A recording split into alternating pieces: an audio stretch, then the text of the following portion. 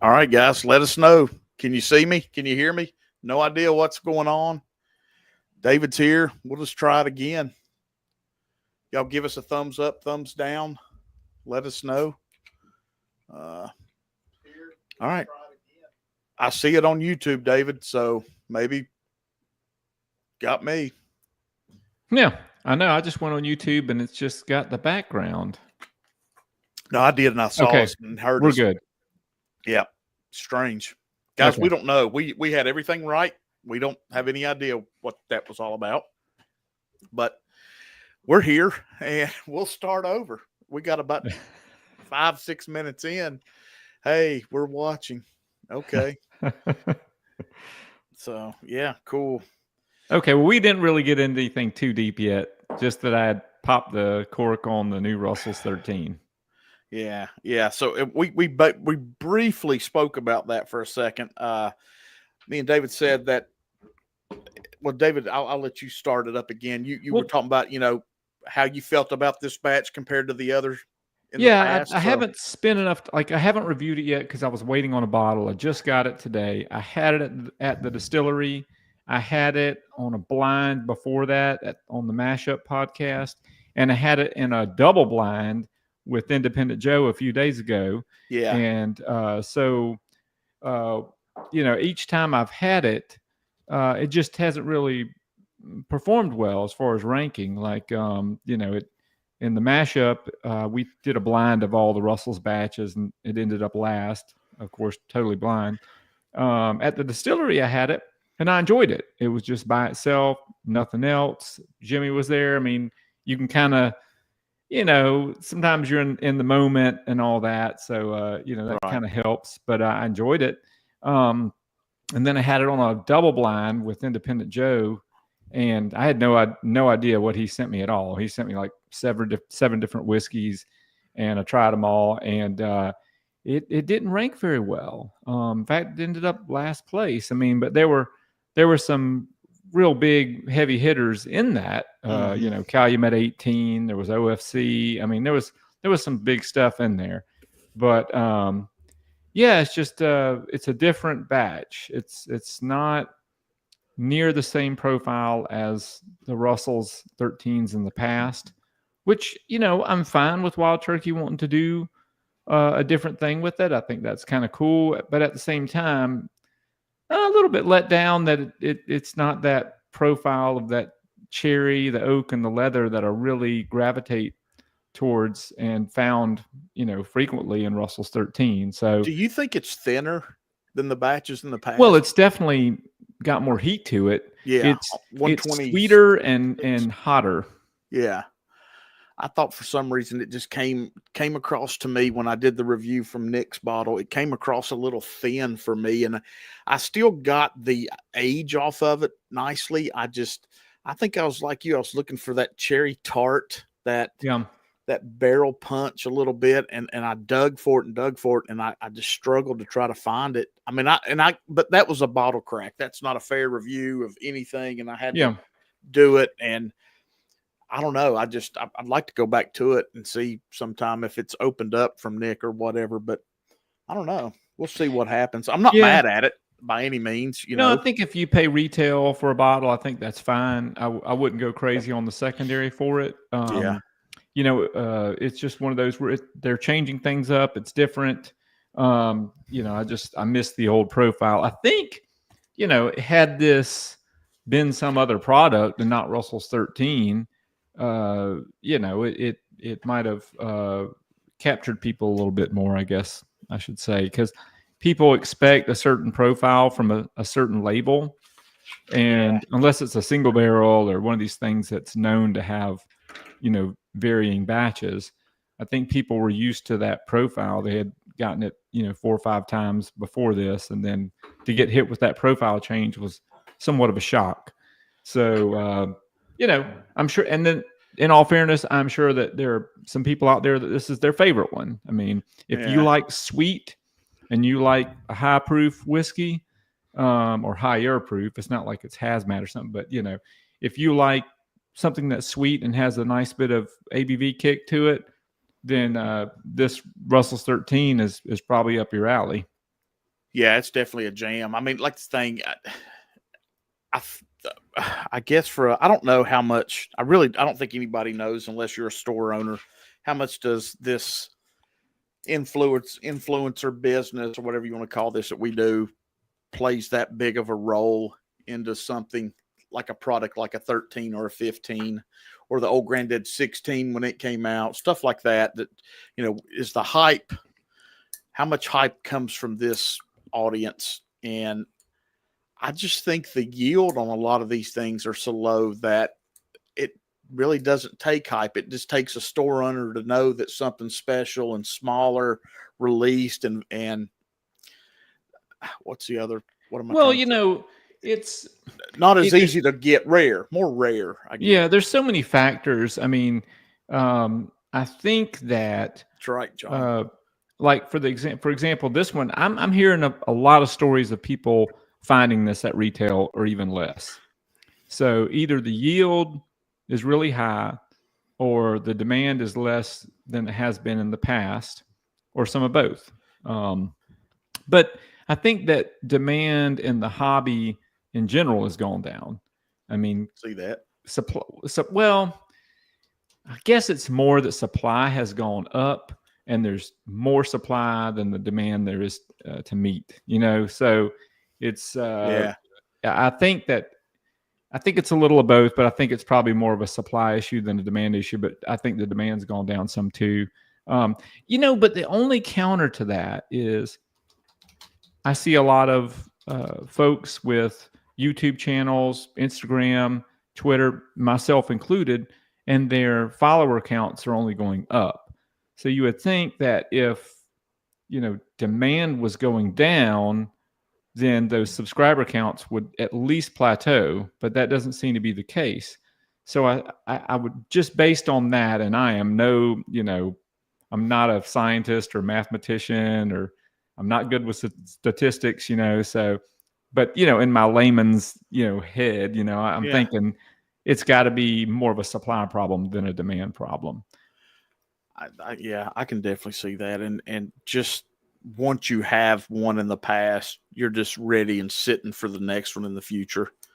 So it's just a matter of like being able to have the opportunity to purchase it or find it. And we've got one of the legends in the chat, Top Jimmy, and he lives in Kentucky, and he's yet to see it at all. And it's just weird how these things are distributed and where they go and stuff like that. Well, Kentucky's a tough state, or a tough market, because there's so much tourism that, a lot of these things are, the second they get put out, they're gone.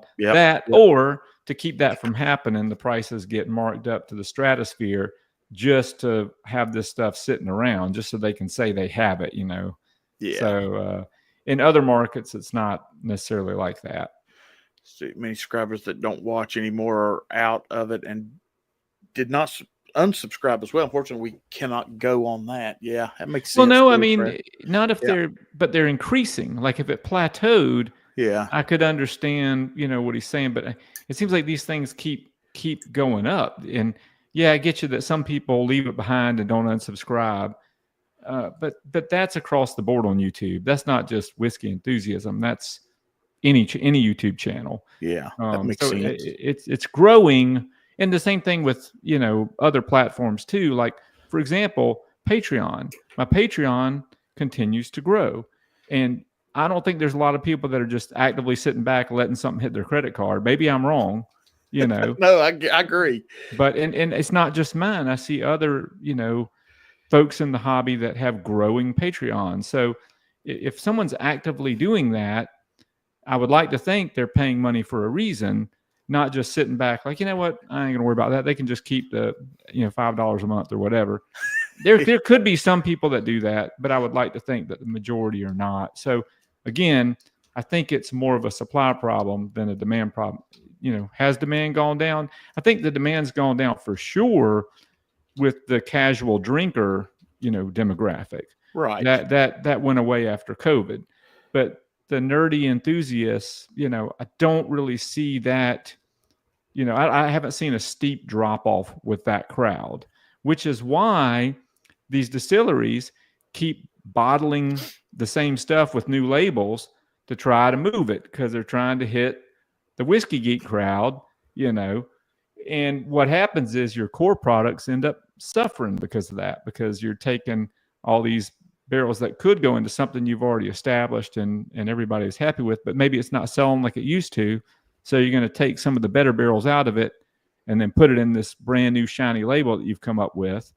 And then it'll get hot attention for a little while because everybody's got to have it.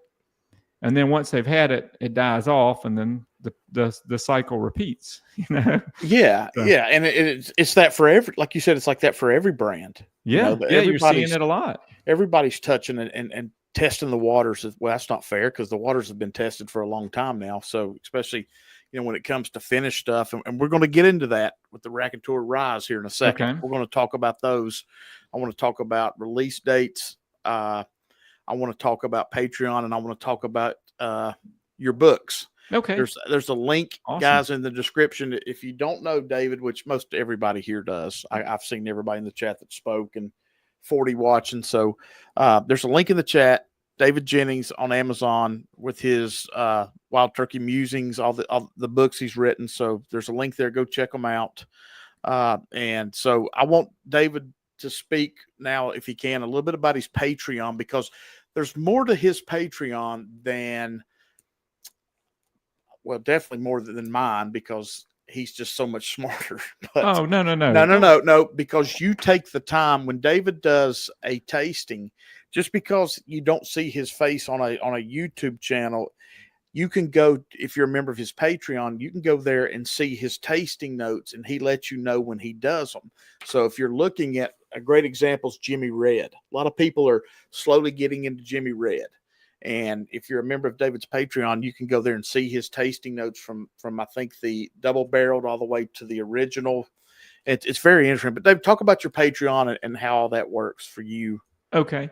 Well, it really is just, it's kind of simple. You know, I'm primarily a writer as far as the content creator goes.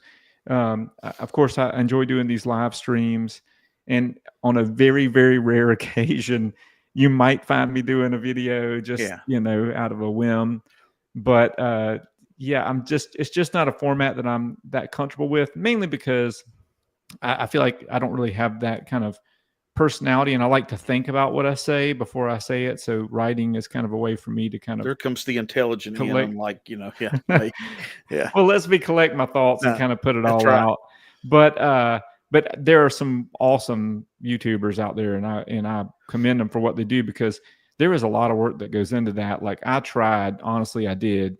And like, the software was so intimidating. The cameras were intimidating. The lighting was intimidating. Like, everything was just eating up so much time. And I'm like, God, I could have written a blog post by now, you know? Oh, there you go. Yeah. And so I just got to where, you know, writing was more important. Now, as I got into this, you know, I still have the blog, which is public, and I write for it a couple times a month, try to. But most of my writing takes place on Patreon. And I feel like, you know, those who are supporting me deserve to have access to additional material that, you know, isn't just given out for free to the public. So, you know, these are people that are supporting me. They're the ones that deserve to have it. So I do things called like First Pour, where like this first time I open, it may not be an official, you know, review, but it's like, this is my initial impression when I open up the bottle.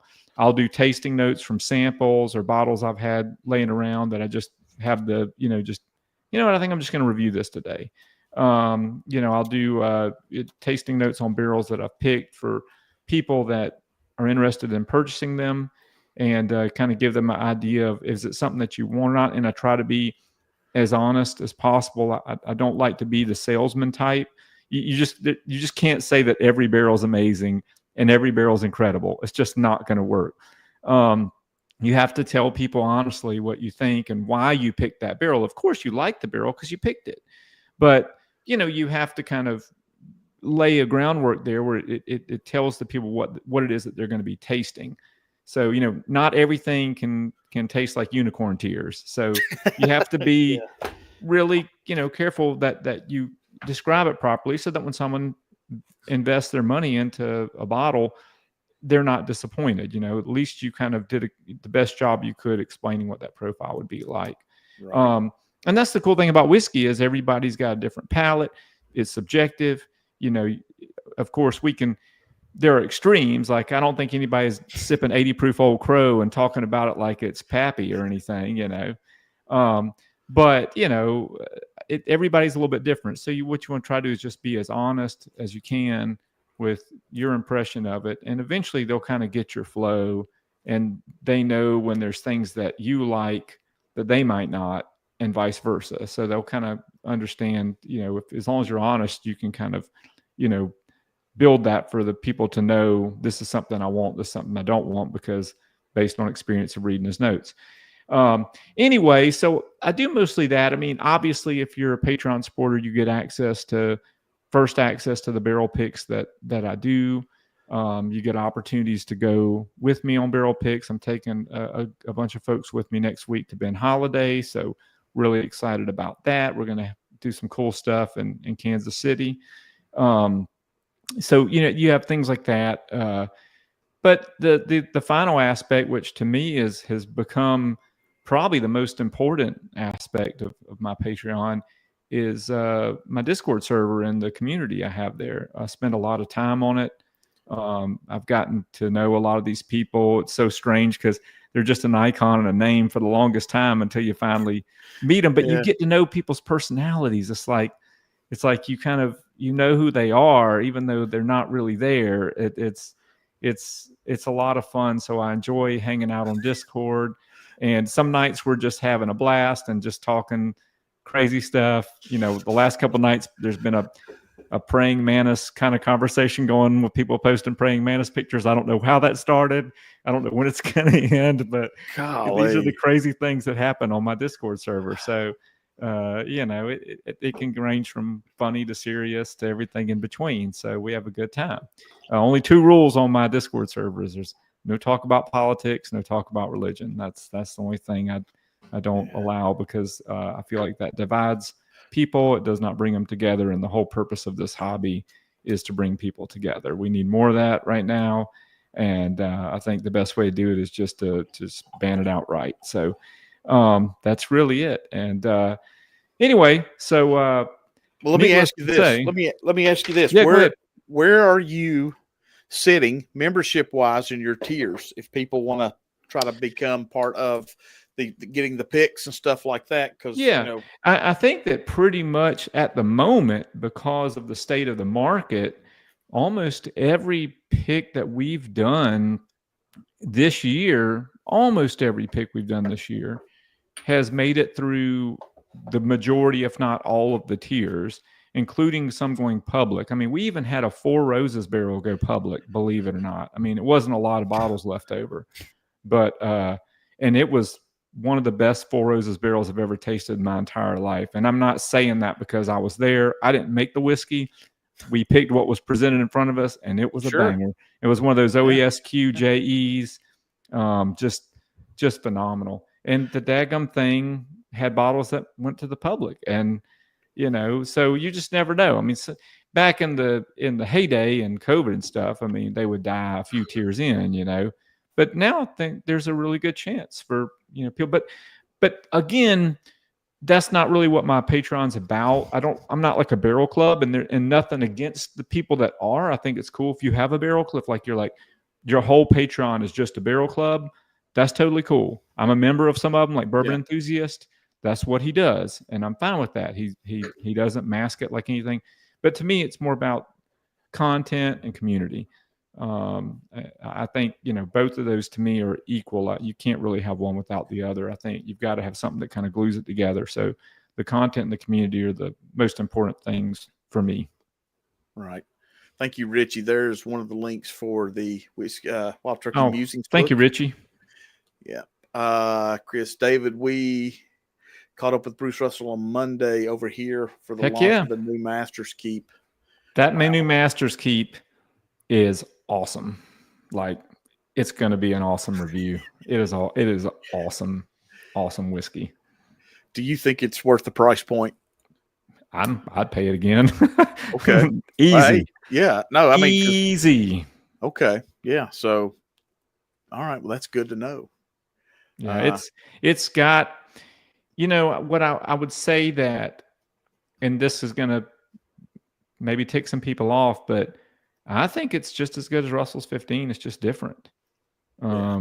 I've compared them side by side twice, and each time Beacon won it for me, and it wasn't by a lot, but it was the way I put it is like this. And I'm going to steal this from Cam from Drums and Drams. I thought he laid this out very, very well.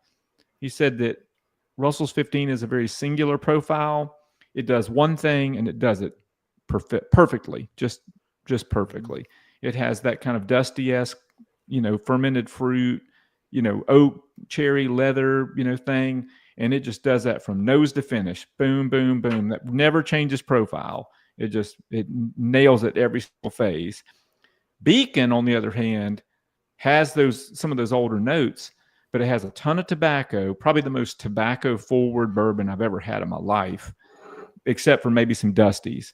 But it's a wild ride, man. I mean, the nose, the palate, the finish, it just goes all over the map.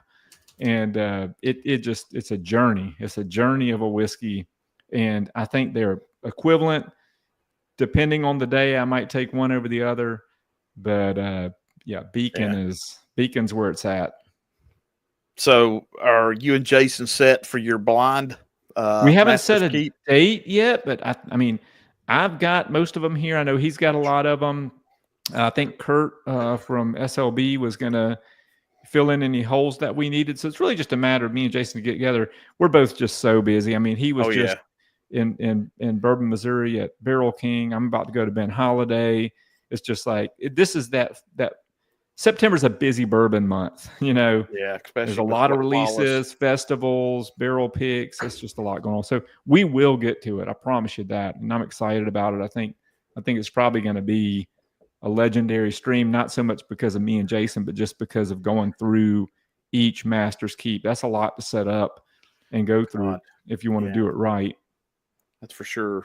Hey, talk about the Rakinur Ryes that are coming. Oh, yeah. So we have two new Rakinur Ryes, the of which Jason, who was in the chat here, reviewed briefly, like a first pour kind of impression thing on his live stream last night. And Jason, I'm so glad that you enjoyed those. And my favorite is your favorite as well. But we had intended to have an Indiana batch, and then a few months down the road, we were going to release the Kentucky batch. But what happened was, as we were, tasting these, the Kentucky one was ready, and the Indiana one was ready. And it was like, either we go through the trouble to kind of move it all to a tote and just sit it there, or we just go ahead and just let them both go. And we debated it, and James and I were like, you know what? Let's give the people what they want. Let's just give them both and give them a choice. So they could, if you prefer the Rakinur Ryes that we've done in the past that were from Indiana, like the first batch and the second batch, then obviously Gemini 1. The project name is Gemini, by the way, for the latest Rakinur Rye release. You can buy Gemini 1, and that will get you in that ballpark somewhere between batch 1 and 2. It has a lot of the herbal notes of the first batch, but then it also has some of that bourbony sweetness of the second batch. So it's somewhere in between there. Jason kind of felt like it was more of a rye drinker's rye. I don't disagree.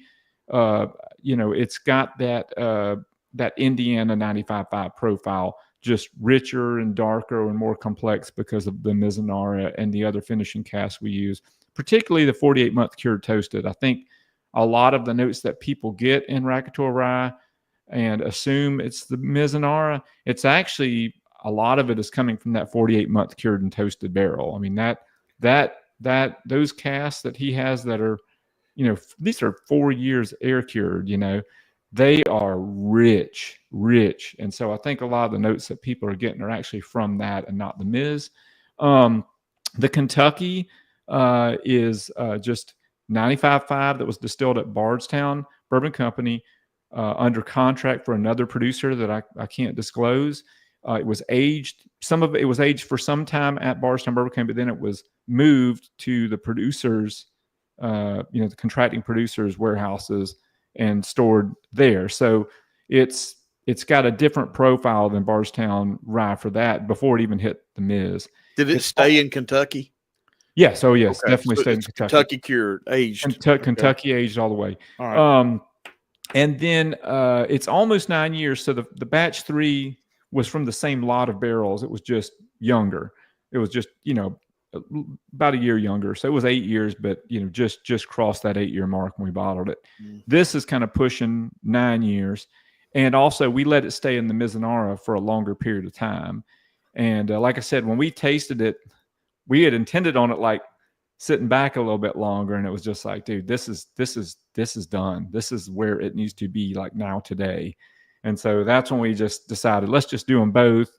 And that gives people, A, it gives them a choice, or B, if they want to buy both and do the comparison, they can do that. Yeah. Or they can blend them together. I don't care. Whatever you want to do to have fun with it, the options are yours.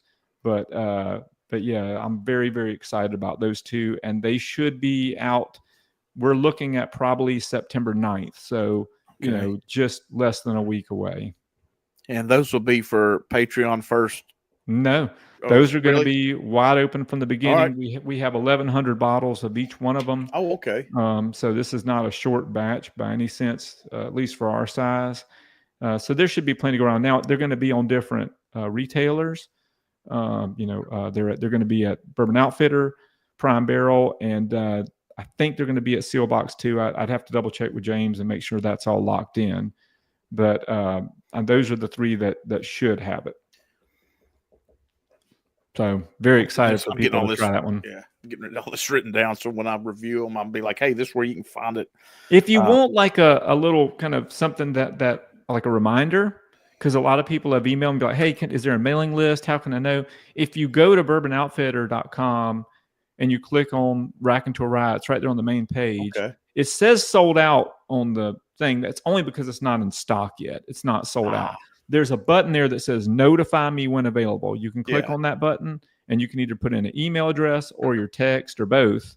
And, you'll be notified as soon as they have it in stock. So can't miss it if you do that. That's great. And Prime Barrel may have a similar thing, but I'm not as familiar with their layout. So you could give them a check too. Yeah, that maybe if you buy both bottles, you can get a little discount on the shipping too. Yeah, well, that always helps. Out. Yeah, because a lot of your retailers, they usually have a flat shipping up to so many bottles. So, probably. Yep. And then if you buy on Bourbon Outfitter, you can use the code RB101, and you'll get a 5% discount. That's great. Right there's a whole lot of it right back. So I'm really looking forward to those. I love number 2. It's still sitting over there. It's about halfway gone. Raisin, yeah. Yeah, I don't want to. Fun one. Yeah, I don't want it to disappear. I want to keep it to kind of going with the chain as we keep moving. Thank you, Richie. I'm excited for you to try these 2 because they're so different. I can't wait. I mean, they're both 8 years. They're both 95.5. They're just distilled in different states. They're both in the 120s in the proof, but it's so interesting how different they are. They're very different. Did you say, was it Jason that said the 2 was the rye drinker's rye, or was that the first? Well, he said the 1 was. I mean, to me, they kind of both have a love very rye profile. So, they're just very different rye profiles. I think that what Jason was referring to is he thought Gemini 2, which is the Kentucky one, was a little sweeter and might appeal to bourbon drinkers more. But I wouldn't call it a bourbony rye. I don't think he intended it that way. I think he was just saying that like it's sweeter, and I think he even said it's sweeter and would appeal to bourbon drinkers more. I could be mixing them up with what Cam said, but I think that's kind of what he was going for. They both taste like very, very rye to me. They're 95.5, and there's no corn in them, but there's a sweetness on the second one that's it's just an interesting profile. I mean, Jason can try to explain it to you. It's not a rye profile that you're going to find easily out there right now, because it had so many odd things that happened to it its lifetime that it's just not going to taste like the conventional Bardstown 95.5. I'm on the Richie say I'm on the notify list. Hell yeah, man. It's going to be great. Thank you guys. Appreciate that. Yeah. Heck yeah, man. And thank you, Good Jason. stuff. I'm glad you like it. He put there. He's backing it up. That makes me feel Yeah, good. right there. Yeah. Yeah. Back it up, baby. I think David, what we'll do now is I'm gonna bring some guests on that may want to Okay. hit you with some questions.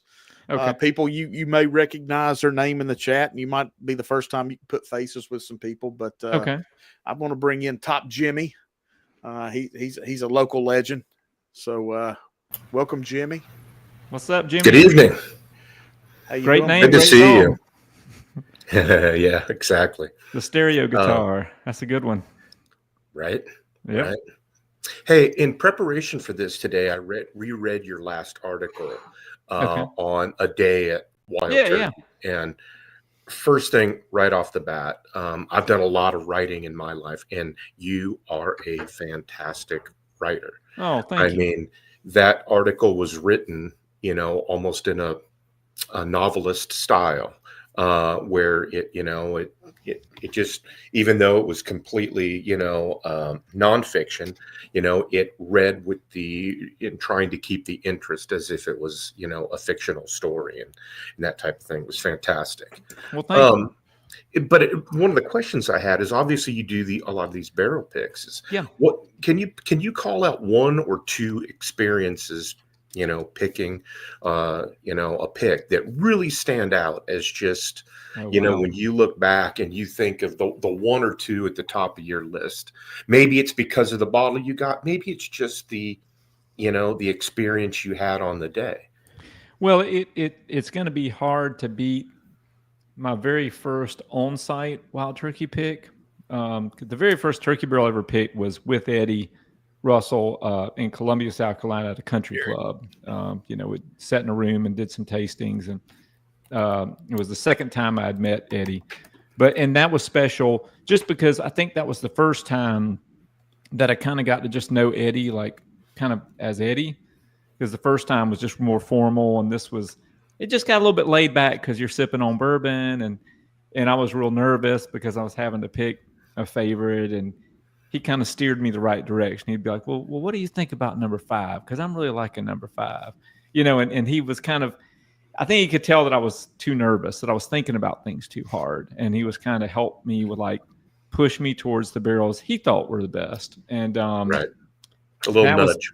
That was back in 2018 or so. So, so the first time I went to the distillery the next year, was able to take a group of Patreon supporters with me. And we picked 3 barrels. We had only intended to pick 2. And I had just a great group of people, but Eddie was there, Jimmy was there. Well, Jimmy was in the visitor center, but Eddie was on the pick, Bruce was on the pick, Joanne Street, who is Eddie's niece, Jimmy's granddaughter. She was with us on the pick. I mean, it was just it was phenomenal. I mean, it was my first time being there. It was a real special day, and you can read about it on the blog. Oh gosh, I can't remember the name of In the Presence of Greatness is the name of it. And that's a reference to Jimmy. But so lots of good photos on that one too, because I had Victor Sizemore there with me. And but that was a real special one too, because the first barrel that we picked was for a friend of mine, Ryan Alvis, who many of y'all probably have heard of. It was for his father who had passed away. So we did a barrel called Promise to Mr. Porkchop in honor of his dad. And then the next barrel was one we did in as a tribute to Jimmy. We called it Russell the Muscle. And it was for his, I think that was for his 65th anniversary. We did that for, and it had a newspaper article on it with him holding the basketballs back when he was 16 years old, And then this cool event happened where we thought we were done. We blinded all these barrels, came up with what we're going to do. And we're sitting there just chit-chatting, and this lady walks in from the distillery, and she goes, "Hey, Eddie, there's another truck here." And he goes, "Oh, okay. What'd you bring me?" She goes, "Well, there's only 1 barrel on it." And he's like, "1 barrel?" So it was a tractor trailer, and he opened up the back, and there was literally 1 barrel in it. They had come from Camp Nelson. And I looked at him. I looked at the store manager that was sponsoring the pick. We looked back at Eddie, and he goes, "You're gonna make me get on that bed of that truck, aren't you?" I said, "Yes, sir. I'm sorry." And we got in there because it was like fate, and we all gathered around it. We called it the truck barrel at first, and we all tasted it. And I thought it was pretty good. It wasn't as good as the two that we had picked before it, but the store manager was just like, "Look, I've got to have this. This has just got too good of a story." And so he asked if he could have a third barrel, and they let him have it. And that became Swan Song was the name, because it was actually the manager's last barrel pick. He went to work for a distributor, and that was his last barrel pick. So that was pretty cool. That one stands out and always will. I've had lots of amazing experiences, not just at Wild Turkey. I had a really awesome time at Maker's Mark, even though I was very, very weathered from the night before. There you go. You were primed. And but I was a pro. I made it through. But they rolled out the red carpet for us, gave us an amazing VIP experience. It was me and Bruce Russell and Ryan Alves, and let's see, we had who else was Aaron Goldfarb was there, and Jacob was with us too. So we had a nice little crowd, and I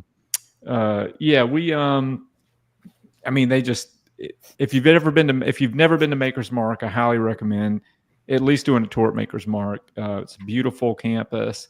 They've got so many cool things going on there. So that's quite memorable. First time I went to Ben Holiday was an amazing experience. And I say that because they're kind of like Makers in a way. They're like the Makers of Missouri, and they kind of have a similar vibe, just so many. It's hard to kind of pick them out because I have fond memories of all of them. I'll tell you one that caught me by surprise. I bet I know what it is. Okay, what's that? Jimmy Red. No, well, no. What didn't so much catch me by surprise as like I was just proud because that was South Carolina, and I was really impressed. I thought I was going into this craft distillery, and then once I met Scott and Ann, and they gave me the tour and let me taste some cool stuff, and then hearing the history about Dave Pickerel helping him out, and Sean Brock and Jillian Van Winkle and all these people they're connected to. It was really cool. So that to me is just special because I like Scott and Ann. I think it's awesome that they are, in South Carolina, and I'm a South Carolina native. So that's special for other reasons. But one that surprised me was Dickel. The George Dickel barrel pick we did that experience I was not expecting that. And you get on a flatbed truck and they drive you through literally drive you through rick houses. And we were tasting these barrels in the rick house and really wanted to just keep one of them because it was so damn good. But when I emailed to ask them if I could have it, they were like, "You're like the fifth group that's asked me that." And Jason mashing drums in the chat, I think Scott's in there too. They could probably tell you the same thing. It's there was this 12-year-old barrel that was just phenomenal that they let you taste from that I really wanted it. But anyway, the Dickel experience is, there you go. It was great. It was awesome. It came out of surprise because I had no idea what that was going to be like. And a lot of people poo-poo on Dickel, and I was nothing but impressed. And then the barrels we got to pick from, I think the youngest one was like 16 or 17 years old. And then the oldest one was 20 and some change. So, I mean, you don't get to go to many distilleries and pick barrels that age. At least not straight whiskey like that. Not bourbon or rye. You might be able to do some light whiskey picks or something, or Canadian or something like that. But that was cool. I've just got so many. It's like I almost feel like I'm leaving so many out because there's so many. Like we just did a Heaven Hill pick a couple months ago, and Max Shapira came by and hung out with us on the pick. And I mean, you just can't beat stuff like that. You're hanging out with a legend, There's so many different experiences like that that I've thought about this before. I think one day I'm going to write a book about all of my experiences at distilleries, not necessarily just Wild Turkey, but just in that conversational tone, in that storytelling tone. Just it's like a journal. Just walk people through what that was like, because you know, who knows what things are going to be like 20, 30, 40, 50 years from now. I mean, barrel picks may not exist, you know, we don't know. Yeah. And it's almost like I feel like it needs to be kind of captured in a story style so that, you know, future, you know, generations can read about this cool thing that people used to do and go pick barrels. Mhm. But, you know, it sounds pretty amazing when you say it like that, even though, you know, some, you know, have the opportunity to do that. It's kind of amazing when you think back. It is. Every Because, day, I never get bored of it, guys. Like you yeah, would think that, like after all these things, I've done so many wild turkey picks, and I've even done one or two where there was no Russell there. It was just Grant, you know, and we had a blast. I mean, Grant's a great host, and I have never ever gotten tired of doing barrel picks. They are always fun. And you know, it just never gets old. It's just exciting. Whiskey Nose, was David's barrels one of that Ann did, or were the Alexander's? So barrels? I did 2 barrel picks. The first one we did in January with the bourbon van, and Marty, I think you were there for Yeah. that one. Yeah. And we basically got it narrowed down to 2 barrels that we were just like we could not make a decision on. Yeah. And they were both 7 years, and They were their oldest distillate at that point. It was their oldest stuff ever, and the highest proof stuff they had too. And we did a vote, and the vote was literally down to one single vote. I mean, out of like, was it what, 30 people or so there, Marty? Yeah, there's a bunch. And they let everybody taste it. I mean, what distillery can you go to where they go and they pour, you know, 30 plus pours of each barrel for everybody to try, you know? And that was the first one I did, and that was a split with the bourbon van. So the label, let's see, I don't have, yeah. So the label for that one, it's barrel number 428, and then the sticker has both my logo and the bourbon van's logo on it. So this is, at the time, it was the oldest and highest proof high wire barrel there was. Yeah, so I had to pull y'all through that one.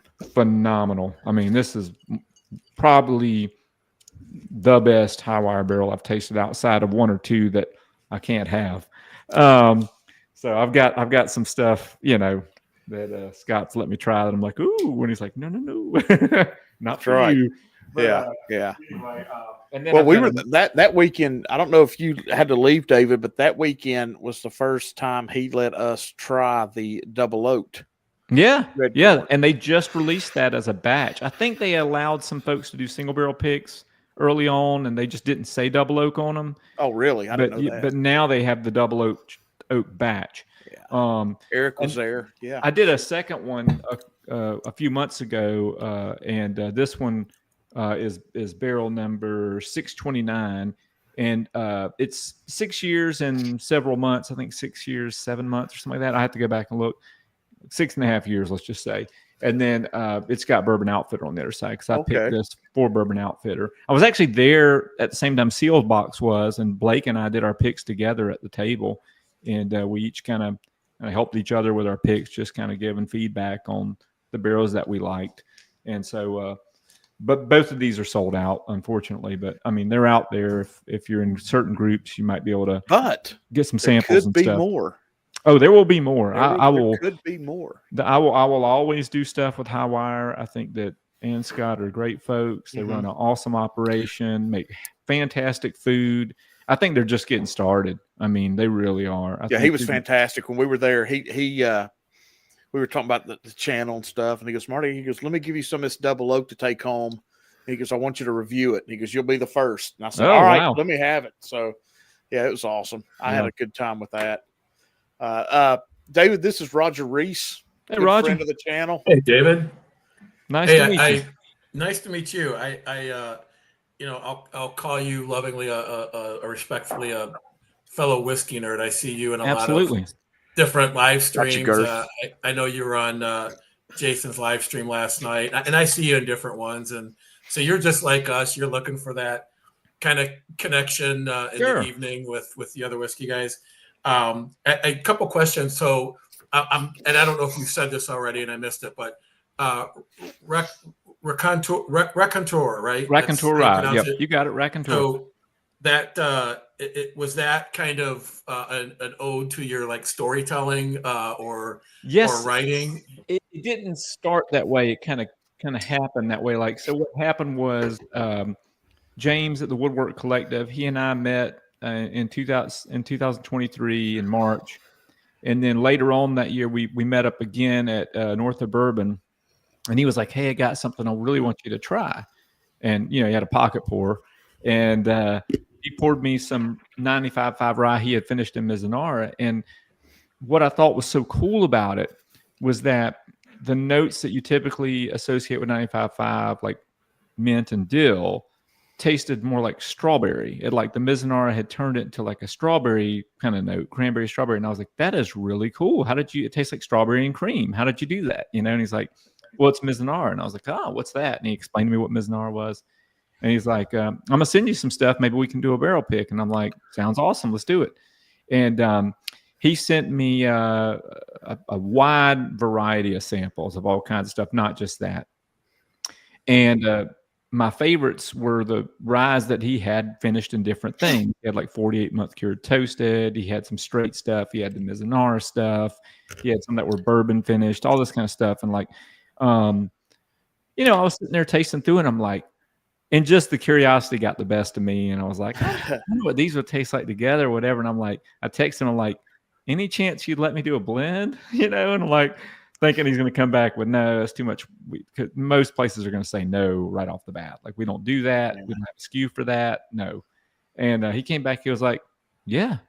And I was just like, seriously? And he's like, yeah. And I said, do I have to use whole parts, like, you know, whole barrels, or can I like a little bit of this, a little bit of that? Will you let me come up with the ratios? And he said, you can do whatever you want to. And I said, that's awesome. So I sat down and I just started working on it. I ended up coming up with what became batch one, or the blueprint for batch one, which was mostly Mizunara and then some 48-month cured toasted and some straight, and all 7 years old. And I told him the ratios, and he created it at his place. And he texts back, he's like, I love this. This is awesome. He's like, we can work with this. And then he and I together finesse those ratios. We tweaked them. We tried different ratios, did them blind, tried to figure out which was the right formula.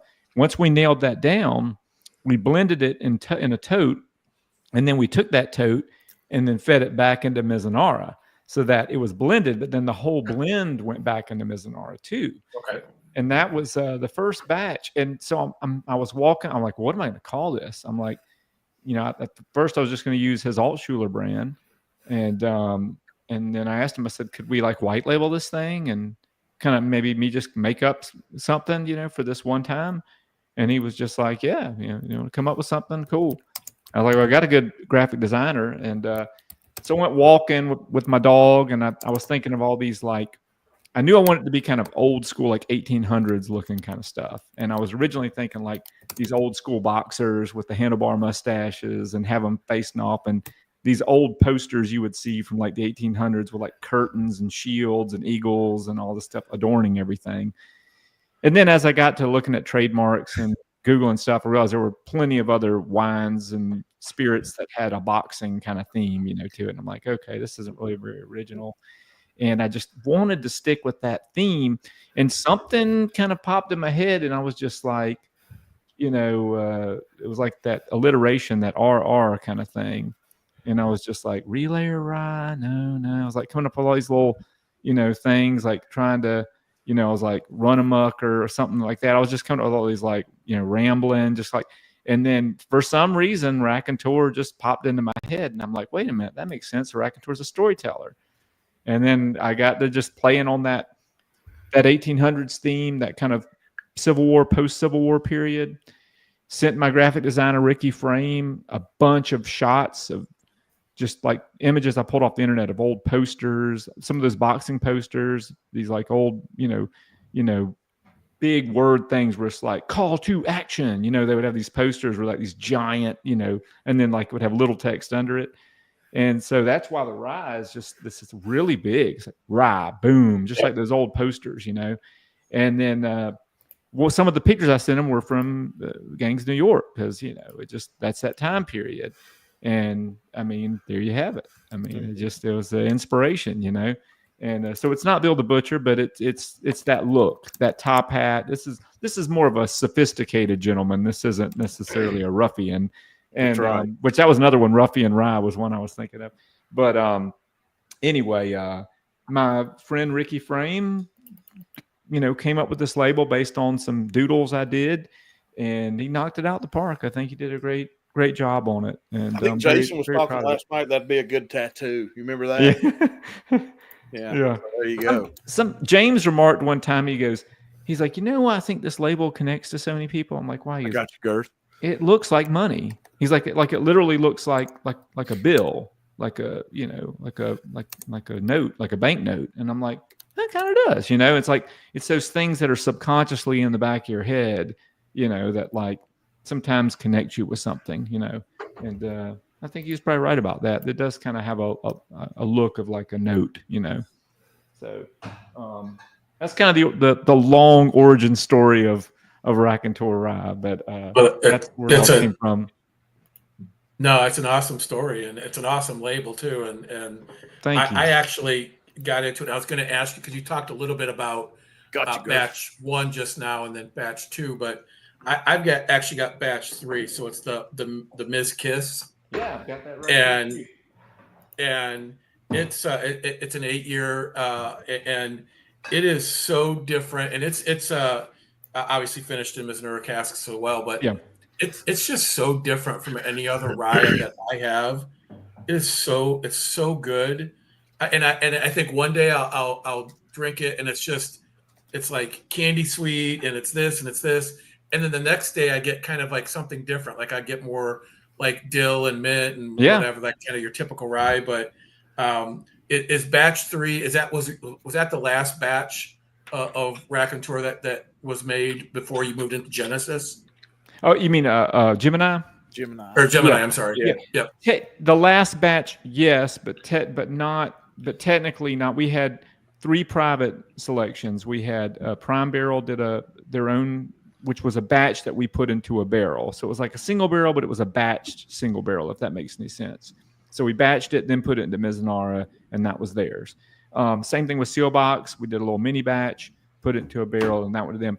And then we had one that's really special. It's a 12-year Rakinur Rye. It was a single barrel that was 51% MGP, 51%. So it's not the 95.5 like all the other ones are. And it was a solid barrel when we got it, but it didn't have any like oomph to it. And we put it into Mizunara, and Ryan Alves from Bourbon Outfitter tasted it, and he was like, I want that barrel. I was actually here. It was during Masters Week, and Ryan and Bruce were here, and Bruce tasted it, and he was just like, dude, I love that rye. And that made me feel good. So that went to Bourbon Outfitter. There were only 100 bottles of that. And that Genesis 2, was that Bardstown, David? You mean Gemini 2? Gemini. No, he says, yeah, I guess Gemini is what he meant. It's Gemini, yeah. Gemini 2 is Bard. So Ms. Kiss is the Bardstown. This is Ms. Kiss. This is the Bardstown Bourbon Company one. Gemini 2 is also the same thing. It's just Gemini 2 is older. It's just under a year older, and it's been in Mizunara for longer than Ms. Kiss. Ms. Kiss was only in it for a short period of time because we liked the profile before putting in Mizunara. We're like, we were afraid to break it. We kind of felt like if we put it in Miz too long, that it would kind of break those beautiful, like floral, herbal, minty kind of things that float on the top of it. We were worried that it would just like wipe it out. And so we only put it in there for a little bit of time. But we got brave on the next one, and we're like, you know what? Screw it. And like we left it in there, and man, it turned out. So Gemini 2 it blossomed in that Miz more so than I ever would have dreamed. So I love Ms. Kiss. I love Gemini 2. I love all the batches. But Ms. Kiss was the first of this particular lot of barrels. Gemini 2 is the second of this same lot of barrels. So Gemini 2 is just a little older and been in Miz longer. Perfect. I just remember how rich this was. God, yeah, they're it's got a leather note now, David. Good Lord, I got to get back into it. Yeah, I wish that I could find more like that. Like I said, those were Bardstown those were some special barrels because they were contract distilled, and they were aged elsewhere for a majority of their life. So they kind of have a different profile than just your. And I like Bardstown Bourbon Company's 955. I think they make awesome 955 rye. This just had some different notes in it that I haven't found yet with the other Bardstown stuff. David, this is a good friend of mine, Girth Brooks. Hey, Girth. How you doing? He wants to talk to you a little bit. Sounds good. David, first off, very, very much a pleasure to get to talk to you. Yeah, same. I really just had one quick question, and I'm going to get off here and just go back to watching because I'm enjoying the conversation. So I've always said I kind of had a love-hate relationship with wild turkey throughout the years, but it's turned into a lot more of a love recently. But I think the problem is I'm drinking these newer iterations of, say, 101 and Rare Breed. So here was the question I was wanting to ask you, and if you've hit on this, I'm sorry. Okay. Current bottle of Rare Breed. Yep. Right here. Okay. Very earthy, very musty, definitely funky. Okay. Yep. But I like it, as you can tell. But I recently just got one of these, and I've had 2 or 3 of these throughout my time. But a buddy of mine traded me this one. Okay. This was the last label before the new one, correct? Right. Or is there one between? No, that's it. That's the one. Well, unless you want to count the NCF one, but yeah. Oh, I had that on a cruise ship. That's next level good. Yeah, we don't even talk about that. That's in its own league. Why is this here so much freaking better than the new one that I just showed you? Okay, well, 2 things. So while I agree with you, I do like it better than the current stuff that's out there. I still like the current stuff that's out there. And so whiskey being subjective, some people might like one better than the other. So just make sure that that's out there. But to me, I agree with you. I think that label's better. There are lots of different reasons why, but I'll give you the ones that I think are probably the main reasons why. Mm-hmm. They've recently kind of figured out over the past few years that some of their best stuff, if not the best stuff that Wild Turkey makes, comes from Camp Nelson. So they're trying. Camp Nelson is a aging campus that is about an hour or so away from Wild Turkey. It's kind of in between Lexington and Lawrenceburg there,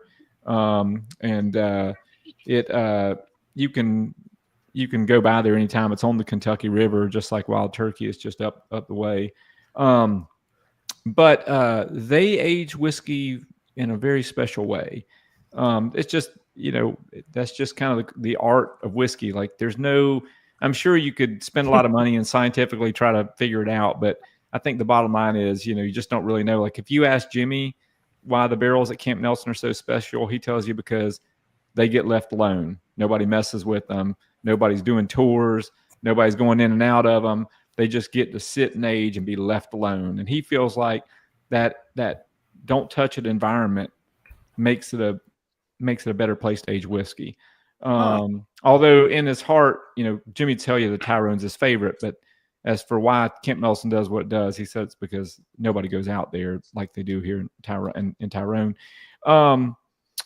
The other reason would be Wild Turkey put a new still into place in 2010, which formally launched in 2011. And instead of keeping the old still, Campari decided to tear it down, which I think, looking back, was probably a mistake. And there's nothing against Campari or anybody else. I don't know who made that call, but you go to Buffalo Trace, they've still got the old still and the new still, and it's like. But I think that old still just had so much character in it because it had been sitting there for almost 100 years, mm-hmm. and that was the still that Jimmy learned on and everything else. So was it a slower producing still? I would imagine so. I don't have the specs, Marty. Yeah. I just have the specs of the new still. Yeah. I would like to think they upgraded when they built the distillery, so I would imagine it's a lower yield still than the new one. But I don't have the specs for it. I just think that, as with anything else in this industry, things change over time, often in a very beautiful way. You get these old rick houses and they're the older they get funky and they grow all this stuff. And, it's like, it just, you walk into a new rick house and you smell the ethanol, you smell the bourbon, If you walk into a really old warehouse, you smell that's been soaked into those beams for like 100 years. You're getting angel share that's a century old, and there's just a funk to it. You can't have that funk with a new rick house. So barrels, for example, as they get older, they age, they start getting different colors on them. The bands get rusted, just like in this backdrop picture. And I would imagine, even though a still is just made out of copper and copper plates and all that, there's something going on there chemically, I'd like to think. I mean, that copper brand new, there is no way that copper brand new is exactly the same copper that 100 years later. Something had to have changed with all the chemical processes and stuff going through there, through the distillation runs. And I would like to think that the new still is working its way back to that. Like, if you taste some of the barrels that first came off that new still and some of the ones now, to me, there's an obvious difference that they've gotten better, because you can compare that with single barrels. So the only thing I can think of is they're probably reserving more of the Camp Nelson stuff for your special releases, like Russell's 13, Master's Keep, whatever it might be, and then using more of the Tyrone and McBrayer campuses for your core offerings. And then the second thing would be, like, I think that a lot of the whiskey that you're tasting in there is from the new still, if not all of it now from the new still, versus the old one, which at least had some of the whiskey coming from the old still stocks. I think that's your two biggest differences. So that's something I actually never thought of, and that's very insightful. I do appreciate that. So it has nothing to do with younger distillate, you think, going into the, because what they say, rare breed was always a 6, 8, and 12 year. Correct. And then 101 used to be 6 and 8, and more so with 101. Do you think they're throwing in some 4-year stuff in that? So, based on the label, legally, yes. 101 and rare breed could have 4-year whiskey in it. Couldn't have anything younger than 4 years, but it could have 4-year whiskey in it. Now, traditionally, rare breed's been, the formula is 6 years from the top floor, 8 years from the middle floor, 12 years from the bottom floors. That's what rare breed's always been. I would like to think that they would keep that formula, especially with Jimmy around and Eddie, and they're proud of what they do. I have not heard anything that leads me to believe otherwise. So I would like to think that rare breed is still that 6, 8, and 12. 101, now that they've got the 101 8-year, that allows for 101, the standard 101, to be more younger in profile than it used to be. And you can taste that. So if you taste 101 versus 101 8, there's definitely a difference there. Big difference. I think that the new non-age stated 101 is probably more 6 to 7 year, and the new one, the 8 year is obviously going to be more 8 to 9 year. So, and that's, I don't have definite knowledge to kind of back that up. It's just kind of what I've gathered from the past few months of all these interviews. Well, like you said, warehouses too, because the 101 8-year, fantastic. Yeah. The Jimmy Russell 70th anniversary 8 and 9 year, but you can just tell they're using more special barrels than that, because it's a day and night different product. Right. And well, the 101 8 that just came out, that has both Camp Nelson and Tyrone in it. So it's a blend of Camp Nelson and Tyrone for that first domestic release. Now, will they keep that up? I don't know. The Jimmy 70th was blended to be closer to Jimmy's profile. 101 8 that came out this year is more Bruce's profile. That was kind of what more he was looking for. Well, hey, thank you so much for answering my questions. Hey, you're welcome. And, anytime. You have a fantastic rest of your evening, and okay, I'm going to go ahead and head off of here if I can figure out how to exit this. So, Marty, just go ahead and kick me off of here, buddy. So I got you. Hey, Girth, thank you, buddy, for your time. Yeah, nice to meet you, Girth. Hey, nice to meet you, sir. Take care, okay? You too. All right, buddy. Cheers. I'll be in touch. Yep. That's a good dude right there. I got a couple questions, David, that just come to mind. I got about 10 more minutes, so we're good. That's perfect. Is Bruce pretty much primarily taking over the rye side of turkey? I think Bruce is pretty much going to take over the everything side of turkey. But he's the rye guy, correct? He is. I mean, he is his title right now is, if I recall correctly, is Associate Master Blender. So he's very hands-on with the products that you're tasting now. I think that you're going to see him doing all kinds of cool stuff, not just with bourbon, but rye too. But yes, he is a big rye fan. I got a feeling that we're going to see some pretty killer stuff in the next couple of years. Matter of fact, I may or may not have tasted some things, and there is some very cool stuff on the way. Paul, he's got a question. Let's see. Yeah, Paul P. Dave mentioned how long ago he started working on the blends for these latest. So that's an interesting question, because really from batch one, because we've had, James has had all these stocks sitting, with the exception of the Kentucky stuff that kind of came in, later. But as far as the Indiana barrels, these are all barrels he's had, in various stages of finishing since before I got started in this project. And he bought these, years ago, and they've aged primarily there. And he's done all kinds of different wood finishes with these things and blends and stuff like that. So it's really hard to kind of pinpoint, we started this one on this day, this one is, because they all come from these experimental pods of things he's working on, and we'll try this, try that, whatever. So I'd say it goes back even years before it started. All right. I got to show you this because I'm very proud of it. I don't know if you can see that or not. Oh, heck yeah. Oh, look at that. So, that's cool. So I'm showing off now, and I am that's cool. Thank you, man. Little Ms. Kiss. I want to see how it's changed in the last, 6 months? No, 8. Yeah, it's hard to believe it's been that long ago. January. Yeah. So, dude, this thing is, you can get the barrel sugar real quick for me on the nose now, and there's a leather note now that I don't think I got heavily when I reviewed it. That's coming through. I think the proof is dead on it.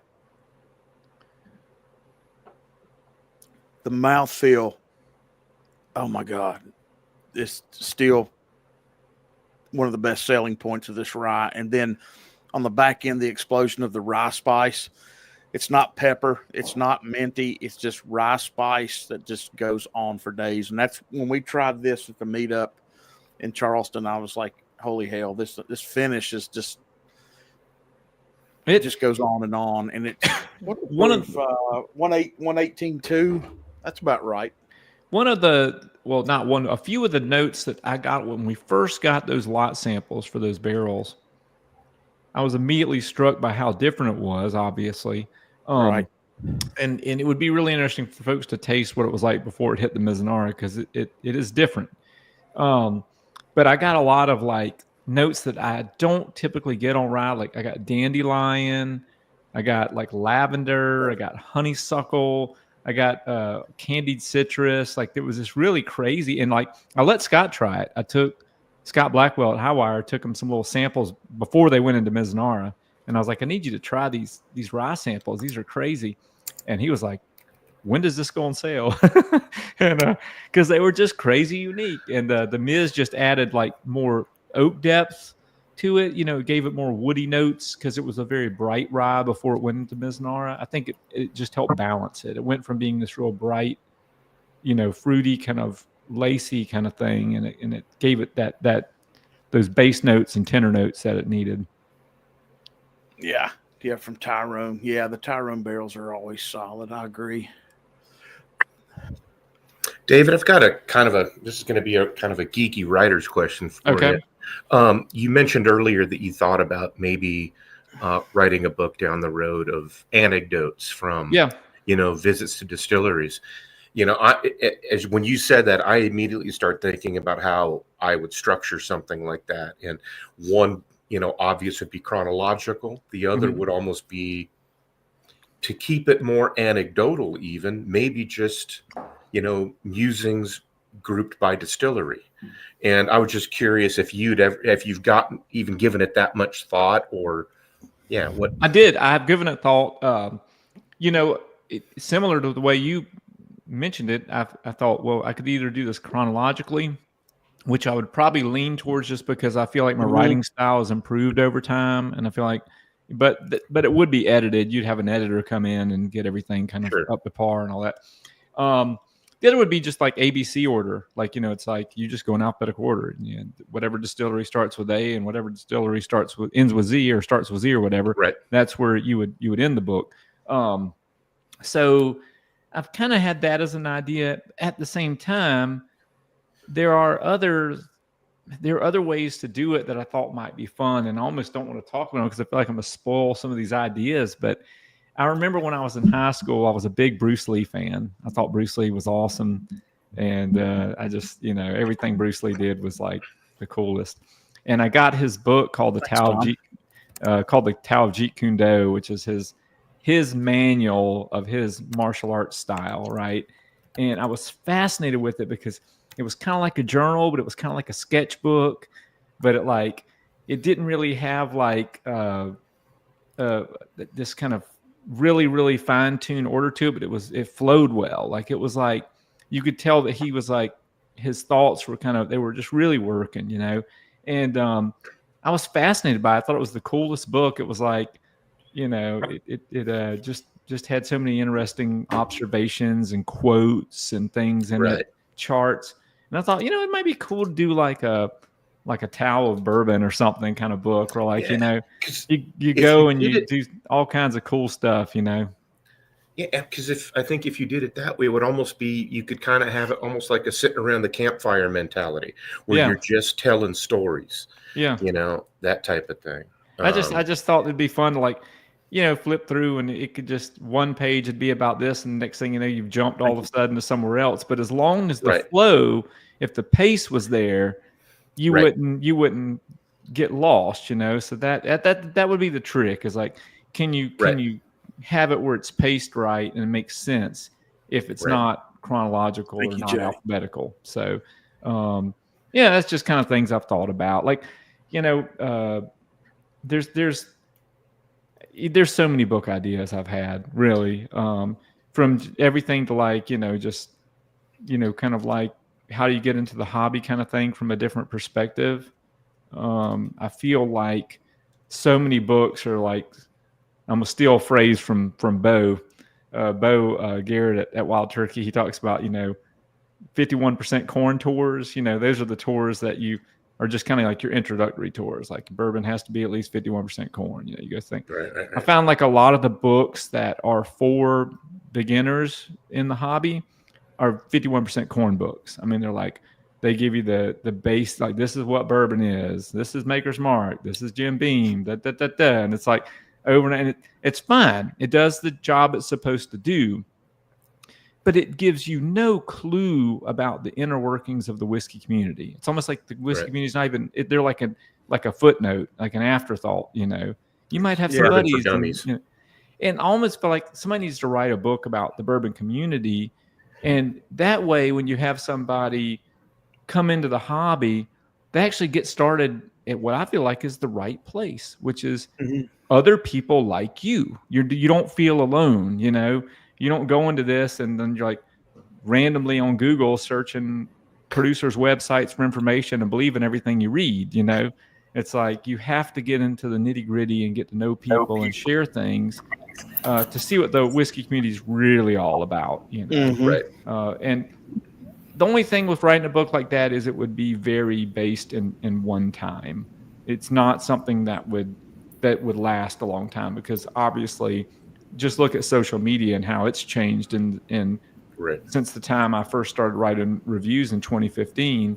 You know, social media is totally different. So if I had written a book like that 10 years ago, it would not make any sense at all now, because it would be talking about message boards and forums you know, and things that like nobody really does anymore, you know? Right. So, right. Oh, thanks, Richie. Yeah, he's talking about your Wilderness Trail pick. David. Oh yeah.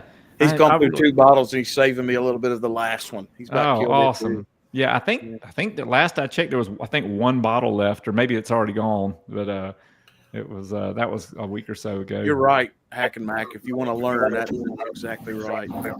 I really like the idea of when I get in there with no direction. It's just, yep, that's right.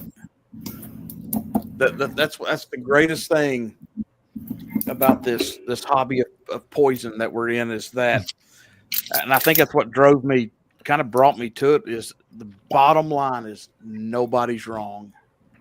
Find something else in this world that we can all sit here on this screen and nobody here is wrong about tasting note, nose, anything like that. And I just think that's just, I mean, I don't know what else you can find other than you just like breathing air. I mean, that's not wrong. But, well, you know, hey. If I'm on, like, there's a saying I use a lot. It's, if you're honest with yourself, you're not wrong. So when it comes to subjective things like whiskey, as long as you're being honest with how you really feel about it, well, then you're 100% right about it. And there's nothing anybody else can say or do that's going to change that. It's just a fact. So, you know, if you think that, you know, thank you, Eric. You know, I don't know, this Jimmy Red pick or whatever is the best pick in the world, and you really feel that way, then it is the best barrel pick in the world. You know, that's as far as your world matters, you know. So it is fun in that way because there's something for everyone. I think that the only time where it really gets frustrating is when, you know, it starts involving things like secondary markets. And then, you know, things kind of all fall apart because people are in it for different reasons. Some people are in the secondary to make money. Some people are in the secondary to buy the things they can't find. And those don't really reconcile with each other all the time, you know. It's so funny when you said that a minute ago about, you know, writing this book about the whiskey community. I was like, I just about interrupted and said there needs to be a special chapter about, you know, flippers in the secondary. You know, if you, in my Wild Turkey Musings book, I do talk about that some.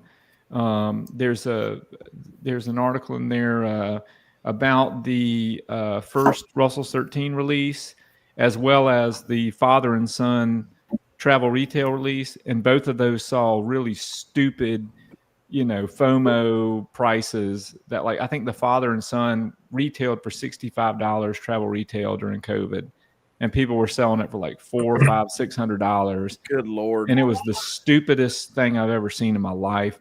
And I was just like, you people are just, come on, you know, these people are just taking advantage of you. They're just taking advantage of you. And the same thing when Russell's 13 first came out, it was like $69 or something. And people were like $400 or $500 and all this. And I'm just like, are you joking? Like, no, I'm not paying that. I'm just not going to do it. And so I think that, you know, if the secondary is something you enjoy and like doing, more power to you. I don't do it. I feel like there's more of especially when you get into true secondary flipping and things like that. I think that there is more harm than good. You have people that get burned. You have counterfeits. I mean, look, it's not just Pappy. I mean, go on eBay and look up like Russell's 1998. You can buy Russell's 1998 bottle on eBay, and the only thing stopping it from being a fake is a little plastic crappy seal that you tear off and you can buy on Amazon. So if you ever buy Russell's 1998 on the secondary, it's going to cost you like $2,500 or something stupid like that. And the only thing protecting you from it, you know, being real Russell's 1998 is a plastic seal that you can buy on Amazon. Somebody could fill it up with anything. Right. Yeah. And so without any kind of assurance or protection or you know, recourse, why would you do that? You know, why would you do that? You know, if you're chasing a flavor, maybe try to chase another one. You know, like I understand wanting to try 1998, but don't pay $2,500 for it. You know, don't put all your eggs in one basket. basically.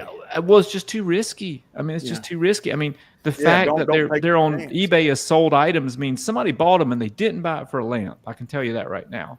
So, just be careful with these things, and really, and not trying to chastise or get on to Campari, but I mean, I've said it so many times publicly on Twitter and blog posts.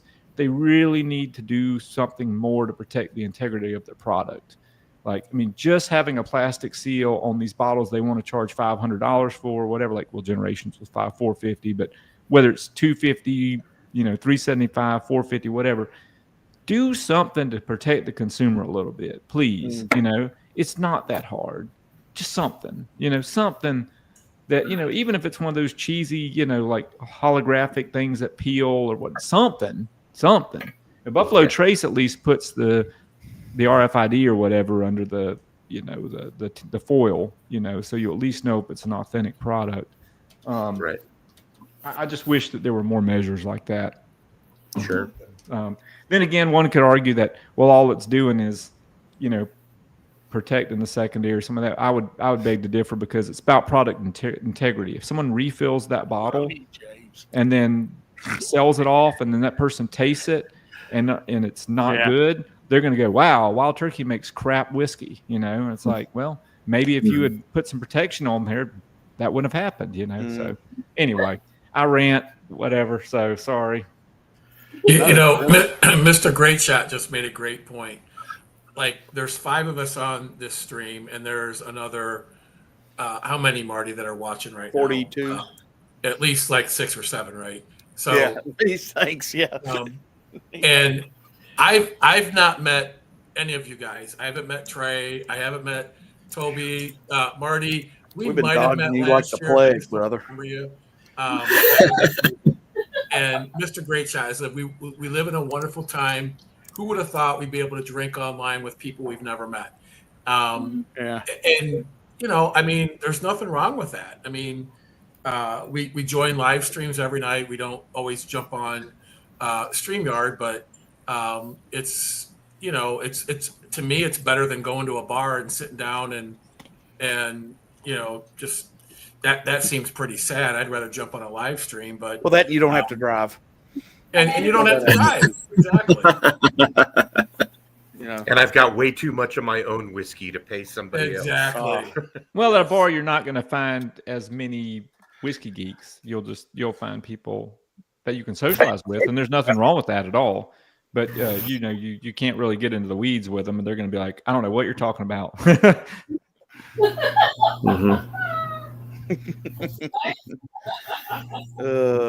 Just look at what we did for Keith Tuesday night. Oh man, yeah, that was awesome live stream, man. That was awesome. David, I know you said you needed to go 20 minutes ago. Yes, sir. I do. I don't want to keep you. Guys, before David heads out, we all want to say thank you for taking the time to spend. Thanks for inviting me, man. I enjoy doing these things. Guys, before we spin the wheel and give this bottle away, I want to say that in the description of the video below is all David's links. You got his books, you've got his Patreon. Thank you. Get over there, and I think I might have dropped the website. I can't remember. If there's one more thing I can mention, obviously, I want to definitely say that Rakinur Rye will be dropping next week. But I have one more project that I want to mention because it's very special to me and my family. It's called Caleb's Crossing. And this is the first bottle in partnership with Bardstown Bourbon Company or Lofted Spirits. I'll move it over this way. That way you can kind of see a little bit better. There you go. But this is the bottle design's changed a little from the first 2 releases, but this was bottled at Bardstown Bourbon Company. It is a blend of Green River Bourbon and MGP 95.5 Rye. The rye is 12 years. The bourbon is 7 years, 10 months. It's a Boo Rye, so it's straight, bottled at barrel strength, no finishing, non-chill filtered, all the things you'd want it to be. But one of the cool things this is about, this brand is a family brand. This is based on my 5th great grandfather, Caleb Jennings. You can see his signature here. This is his actual signature off of his will. He was a Revolutionary War soldier and traveled from Virginia, ultimately landing in South Carolina in a town called New Bordeaux, which was a French settlement. And the only real thing left of the French settlement is a home there from John Delahow, who was a physician. He donated his property to the state and is now the South Carolina Governor's School for Agriculture. But anyway, long story short is this is my dad and I. We did this project together, and we're very proud of this. This is coming out this month. In fact, I just found out that Shared Pour just listed this. So this is going to be on Shared Pour. It's going to be on Bourbon Outfitter, and it's going to be on Sealbox. So it's available today. Surprise, surprise. So anyway, it's the suggested retail price is $122, and like I said, it's 12-year and 7-year. And I based it on some of my favorite Boo Ryes over time, which are obviously Masters Keep Unforgotten was an inspiration for me, but the High West 2015 and 2016 Boo Ryes were, those three things were pretty much my main inspiration for this. So I encourage everybody to give it a try. It's a different Boo Rye profile than you're probably used to, which I find exciting. Because the rye is the oldest element, and in a lot of your Boo Ryes, the bourbon is the oldest element and the rye is the younger element. So this kind of flips it on its head. So anyway, Caleb's Crossing. Great. Give it what a shot. Great expression, dude. Cheers, and that's awesome. You can do that, man. That's special. Yep, it means a lot to me and my family. So thank y'all very much, and thanks for having me on, Marty. And nice to meet all you guys. Cheers, and Marty, I'm happy to join you anytime, man. Yeah, I appreciate you, David. I really appreciate our friendship that we've grown the last few years, and we'll get together again and get some picks going, and wait to get into these new Rakinur Ryes, dude. I can't wait, man. It's awesome. Exciting stuff, man. Thank you so much. Really appreciate all right, brother. it. Cheers. Stay safe, and let me know what I can do. Thanks, David. All right. See y'all later. Raise a glass to David. Cheers, buddy. Cheers, guys. Cheers. Good night, sir. What a legend, man.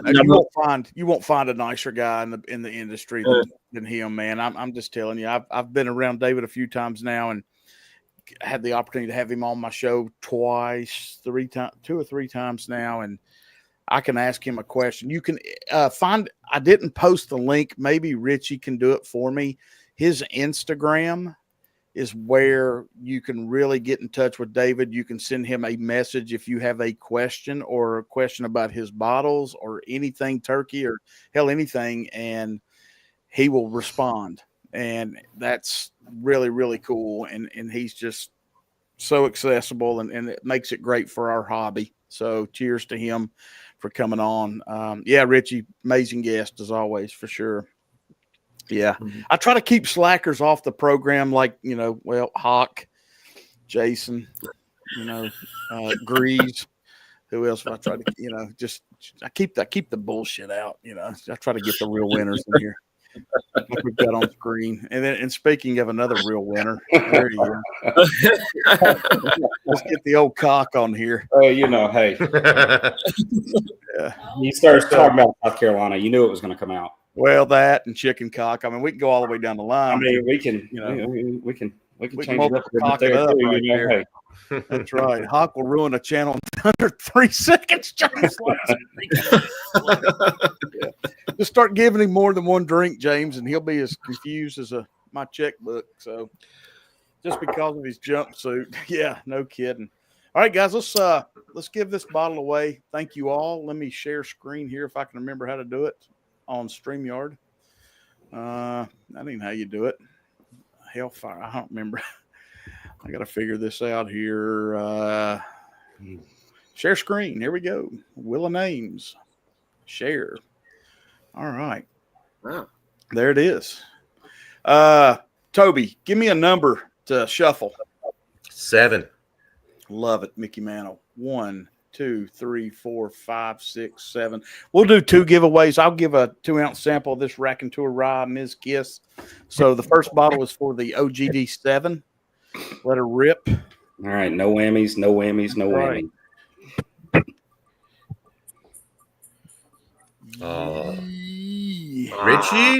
Richie. Yes.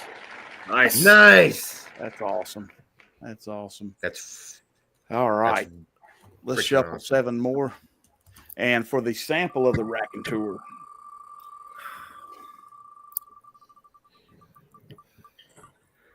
David Smith. There he is. nice. Congrats, David. David, email me at whiskeyknows21@gmail.com, buddy. Awesome. Nice. All right. Well, it's 9:15. I tell you what, heck yeah, Richie, you did. You had multiple people put you in there. Toby was one. You had multiple people add you to it, man, because you're a legend. Thanks for all you do for everybody. Mm-hmm.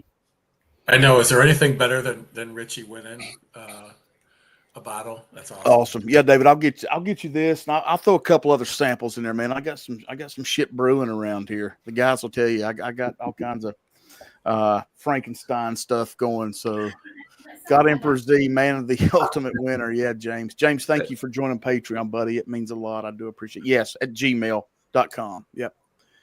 All right, guys, anything before we close out the live? No, I just want to tell everybody, I just upgraded my Patreon membership for Rare Bird. Everybody else can too. Yeah. I had never seen him speak. Maybe I just have missed it when he's been on other people's streams. And somebody said in the chat earlier, I could listen to that guy all day. It was just, he was fantastic. He was fantastic. He's got that's the thing. A lot of people associate him just with Wild Turkey, but his wealth of knowledge just straight up. For sure. It's just hands over most, The thing is, I'd love to have him come on again. I've got like 6 more questions to ask him. Yeah. And we'll do it. I try to do it at least, if I can, every 6 months with David, because things change. His picks are different, new picks, and then turkey stuff changes. So it's almost like, let's get caught up. It's like, parent teacher conference,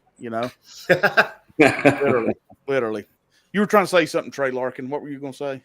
No, I was just going to say, I hate that I got in on the very, very tail end of that. So, yeah. We don't know what happened. We started at 7:30, and me and David could see each other on screen, hear each other, and we have and I'm on StreamYard. I'm not even doing shitty StreamYard. Okay, so Marty, here's I think what happened is the link that we've all had for StreamYard was, I think, the one that was associated with your first thumbnail. But it should have worked. Once I hit go live, it shouldn't matter. No, because the link that you posted the second time when everybody started is a different link. Right. I had to shut it down. When I shut it down, that link is now dead. I had to do everything brand new all over again. I don't know that. Yeah. My dad just texted and said he had a great time watching. Thank you, Dad, for watching, Mom. I appreciate it. All right, guys. Well, with that, we'll close her out for tonight. Next week, we'll see, because I will be heading to East Tennessee for the tailgate from heaven. And I mean that. And we'll be riding with the old crew, Trey. So Kevin and Chris. All right. Fantastic. We're looking forward to it. Yeah. Marty, we know we still got Friday at Fred's and for all your IT. Yeah, I know, man. We really don't. I don't know. But that's what me and David said. It was like, once you hit go live, it shouldn't matter. It should, if you have the wrong time, once you hit live, it should kick. But we don't know. Hell, welcome to Whiskey Knows. I mean, if something works right, something's wrong. So, all right, guys. With that being said, thank you so much. And it's give me the closeout, Jimmy. Oh God, hold whiskey on. May not. Whiskey may not solve all your problems, but it's worth a shot. That's right. Cheers, everybody. See you next time. Cheers, guys. Bye.